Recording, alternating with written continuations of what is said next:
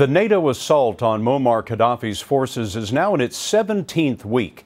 The rebels haven't succeeded in assaulting his capital, Tripoli, but we wanted to know how the rebels are faring. So we asked Mark Phillips to check in on the fighting in the mountains outside Tripoli, where Qaddafi's opponents have a stronghold. In a war known for swings of mood and fortune, there's a new jump to the step of the soldiers joining the rebel fight against Muammar Qaddafi up in Libya's western mountains. This has become the war's newest and most dynamic front, where the rebels have pushed closest to Qaddafi's seat of power in Tripoli. It's also where those manning the forward positions say Qaddafi is fighting back.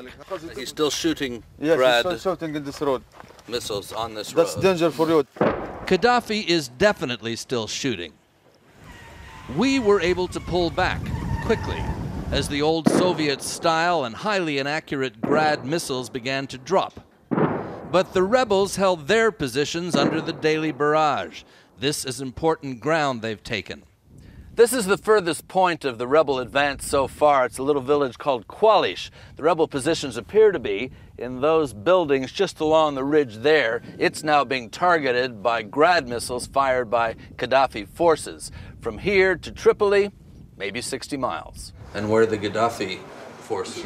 From Wazin on the Tunisian border, the rebels have pushed Qaddafi's forces out of a string of mountain towns and now hold a 100-mile-long slice of territory on the high ground.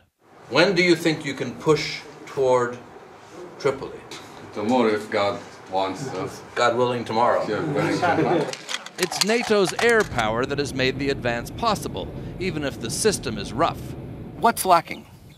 Lacking is precision NATO strikes.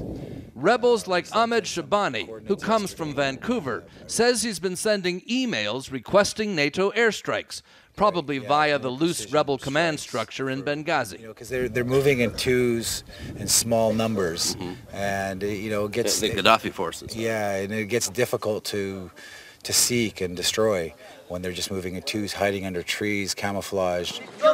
It's much too soon to talk of a sense of victory here, but there is at least a growing sense of progress, in a Libyan kind of way. How long have you been training? A month. 1 month. Yes. Do you feel you're ready to fight now?